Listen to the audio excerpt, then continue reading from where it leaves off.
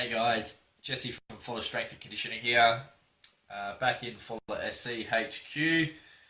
Um, Recovering a little bit still from my nose surgery I had last week, so if I do sound a bit nasally, I apologise. Still recovering, getting back to 100%. Things are still a little bit blocked up. Just a little bit on the nose. I had what's called FES surgery, so it's functional endoscopic sinus surgery. Been struggling breathing through the nostrils for years, and finally decided to do something about it and get it fixed. So in today's video, guys, if you're out there, just chat along, just say g'day. If you've got any questions, ask away, and I'll try and answer them as we go. Today's video, I want to just discuss the topic of sort of mistakes and public perception on the fitness industry and just basically sex sells. So what I mean by that is, in today's industry, you hear about it in the media and the news pretty much every day and night. There's always someone being either publicly scrutinised or put on a pedestal as sort of that's the way to be, or we try and avoid being like the other type of person, so to speak. So that's sort of where in today's society everyone's got this idea that you need to aim for perfection. So that's in magazines, you'll see all these bikini bodies and these buff guys in magazines, and everyone sort of thinks that's what's normal or that's what I need to get to. Bit of a reality check, guys. There is no such thing as perfection. Even with those guys and girls that are in those magazines, they all make mistakes. That's the bottom line. They've been doing their craft or their training, their lifestyle, whatever it is, for many years to get to that point. And it's not to say it's right or wrong, it's just the path that they've chosen. But what I'm trying to get across to you is that everyone makes mistakes. No one in life is a robot. We're all humans. We make errors. We make bad judgment calls on a day-to-day basis. It's life. It's going to happen. So what I want to try and get you to accept and understand is that it's okay if you make a mistake. It's not the end of the world. What counts and what matters next, though, is how you respond from that. So say you make an error. Let's say, for example, you have a small bar of chocolate, maybe it's not on your meal plan, or that's not what's going to get you to your goals. You have a chocolate bar. So what? The damage, so to speak, has been done. There's nothing you can do. You can't undo it. What matters most now is how you react from that. So typically, what I see and what I hear once people make an error, or a mistake, if you will, is that they beat themselves up about it. They really crucify and vilify themselves, saying, "Oh, I stuffed up. Oh, I can't go on, or I'll wait till next week to start again," or whatever it might be. And that's not really the best way to go about it. A better solution or a better response to an instance like that would be to just acknowledge, "Yep, I've stuffed up. I haven't done what maybe I needed to do to get to my goals," and that's fine.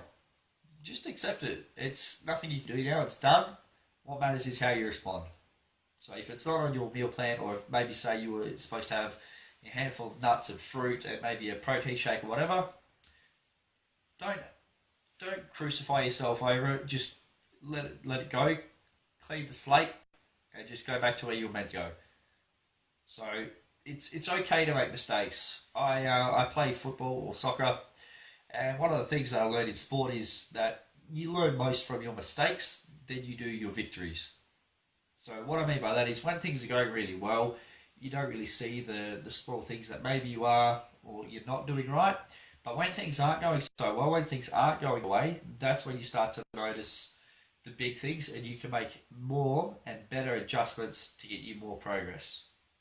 So just because you've had a bad meal or you've had a bad day, don't let it negatively affect your week and your month, so to speak.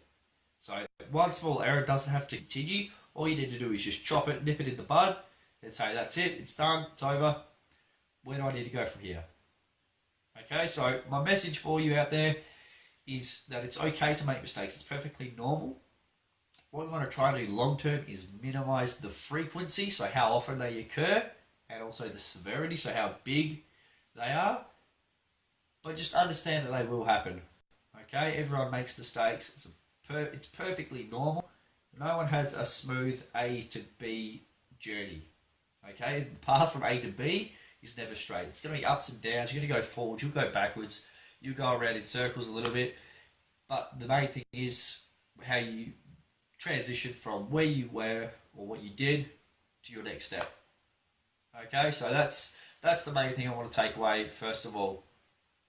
The second thing I want to try and discuss is the idea that sex sells. Well, it doesn't really. Well, it does, but it shouldn't. So what I mean by that is, I'm sure you've read the magazines with the bikini body center on the front, and people get put on this pedestal like that's whatever it needs to look like.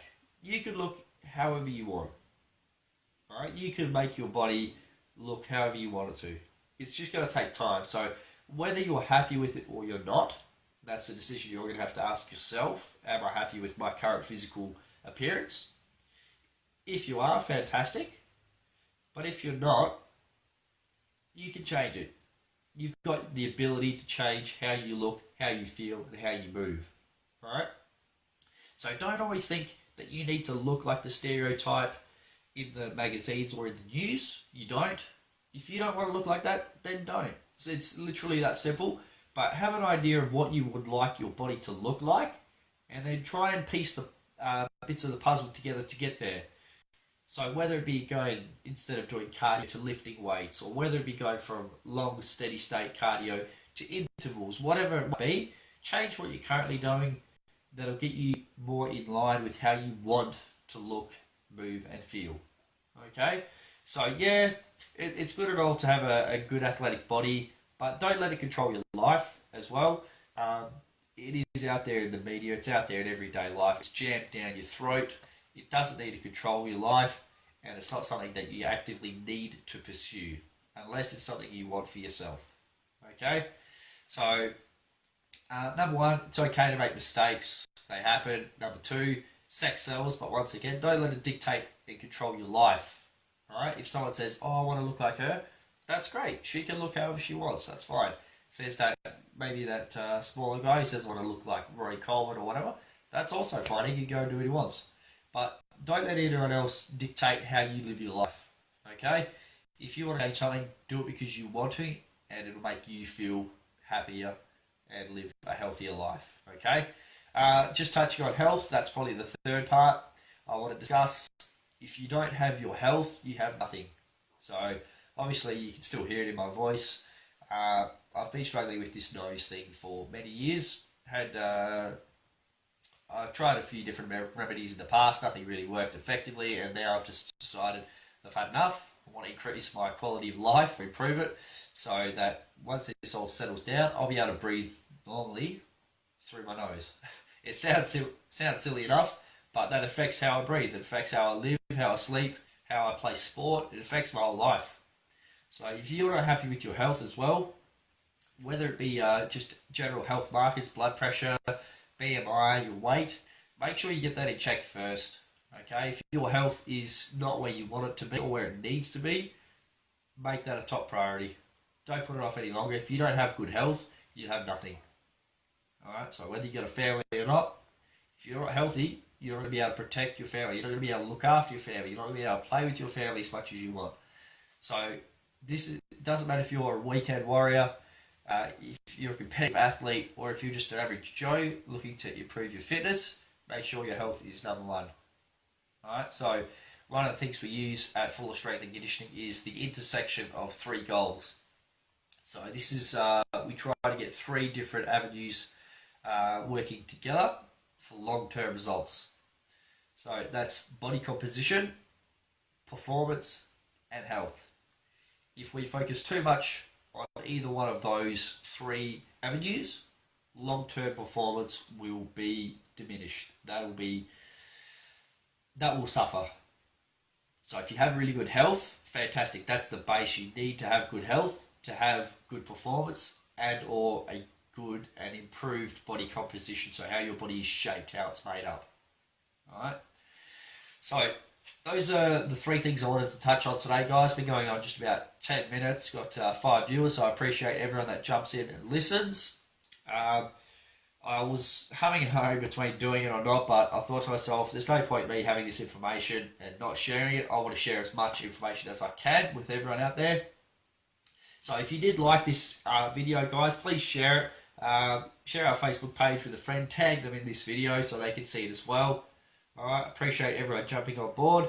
And hopefully next time I do this, I won't be as nasally. But I hope you still got something out of this video. Okay?